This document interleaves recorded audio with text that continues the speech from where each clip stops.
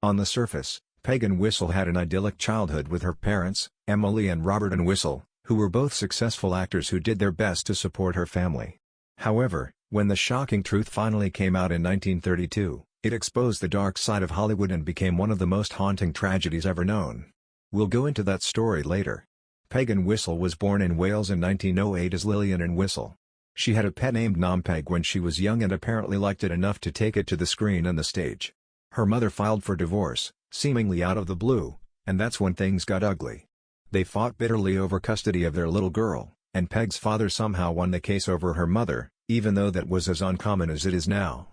However, her father wasn't satisfied with just splitting up the family and divorcing her mother. He had even more in store for them. He chose to move his family far away from their mother. Peg's uncle, who also happened to be a stage manager with many contacts in New York City, took her away to the United States when she was only 4 or 5 years old. Fortunately, Peg was a resilient child and adapted to her new home well until 1922, when she was just 14 years old. At that time, her father, Robert, was involved in a horrific hit-and-run accident on Park Avenue, right in the middle of New York City. According to witnesses, the details of the accident were extremely graphic. The driver of the car that struck Robert got out, examined his lifeless body, and then drove off.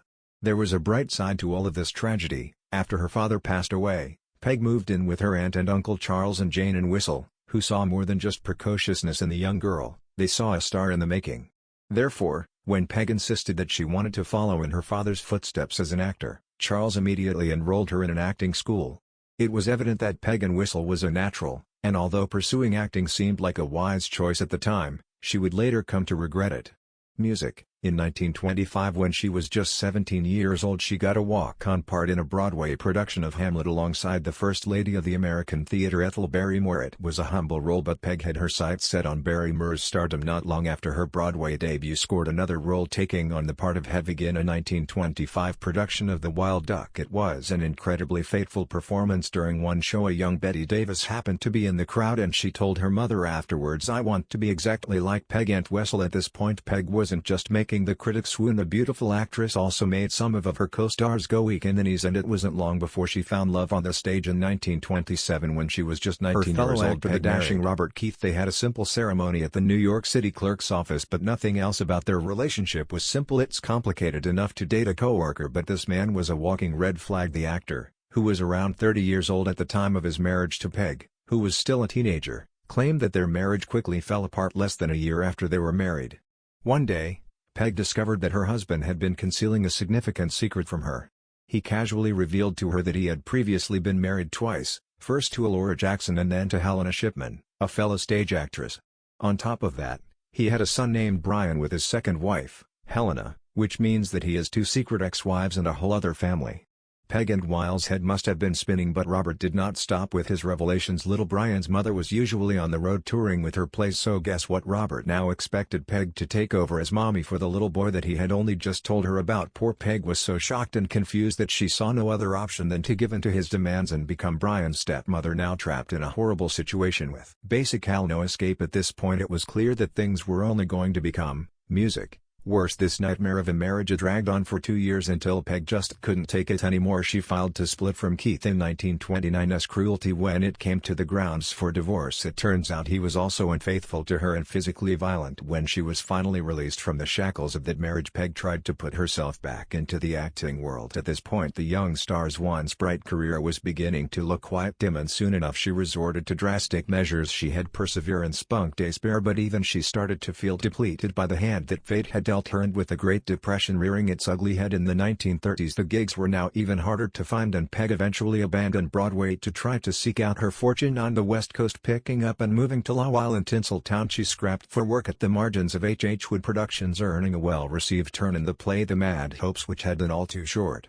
month-long run. By June of 1932 she was pretty much back to where she started, out of work and not quite famous enough for offers to be pouring in. Then out of nowhere her luck changed. Just 3 days after the Mad Hope's final show, Peg received a fateful call. It was the Hollywood production company RKO asking if she would like to come in and do a screen test for them, since they had heard about her work and were intrigued. Finally, it seemed Hollywood was calling her name. How could anything go wrong? From applause, here Peg's screen test went incredibly well, and RKO instantly signed her after she performed. She was hired almost immediately for a small part in David O. Nick's most recent production.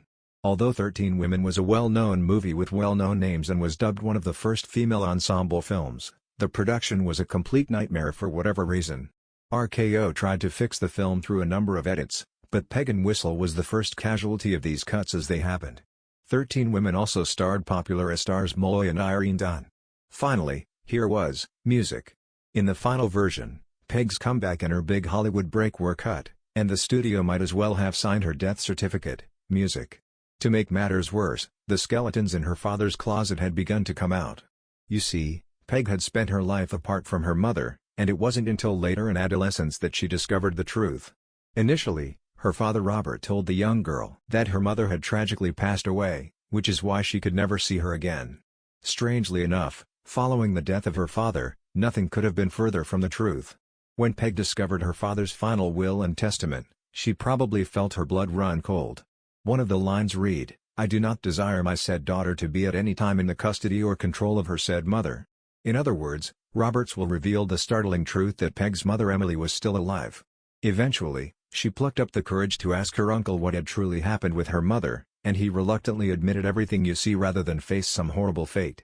Emily Ann Whistle actually just had an extramarital affair during her marriage to Robert. Apparently Peg's father felt that he needed to cover up this cardinal sin with an enormous whopper, and as you can imagine that would have been very traumatic to uncover for Peg. It would have felt like a massive betrayal coming from all sides, so it's no wonder the young star's life turned into a nightmare. In truth, she'd always put an immense amount of pressure on herself to be perfect and to take on more and more challenging roles, yet these roles always took a huge toll on her. As she once said, to play any kind of emotional scene I must work up to a certain pitch. Sadly, that emotional pitch soon rose to a screech. Although she never got a true shot at stardom, her obvious talents made her yearn for better roles than her life. She once said, "I would rather play roles that carry conviction. Maybe it's because they are the easiest and yet the hardest things for me to do." Maybe if she hadn't cut her career and life short, she could have seen her name in lights. After all, still so few people could have predicted the way this tragedy would, music, unfold. One sunny day, Peg awoke like normal in the home that she shared with her aunt and uncle. She scribbled a note on a piece of paper and left it on the table. On the surface, the note seemed completely normal. In it, she assured her aunt and uncle that she was just going out to visit with friends and to maybe buy some books to add to her collection, and read a little later. Sadly, it doesn't seem like she did much reading that evening. Instead, she had a much darker plan in mind for herself. Although we can't quite know everything about Peg Whistle's last moments, what we can piece together from the evidence is tragic. That night, the actress never returned home to her aunt and uncle's house. In fact, she hadn't been back for 2 days, and her family members were growing frantic about her. Then on September 18th, Ica revealed the awful truth that Sunday the unidentified hiker made a discovery that would go down in history for all the wrong reasons. While walking near the famed Hollywood land sign, the hiker found a coat, a shoe, and a purse. These were all strange objects to find just lying around that area, but none of them was stranger nor more gruesome than what the hiker found next,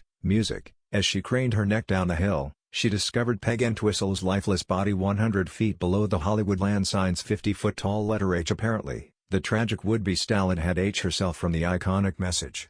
To put an end to it all, the hiker gathered the items she found scattered around the sign, took them to the LAPD Hollywood station, placed them on the steps, and called in a report. She told the authorities about the unidentified body of a young woman at the foot of the Hollywood land sign, and of course, we now know who that woman, music, was. It didn't take investigators long to determine what had happened when they got to the scene, but the specifics were, music. The autopsy revealed more tragic findings. Even though the coroner's autopsy listed Aunt Whistle injuries in agonizing detail, but it also didn't provide much clarity. Horribly, yes, Peg and Whistle had intentionally fallen to her death, but the responders also thought she had climbed up a workman's ladder to the top of the H and then leapt head first.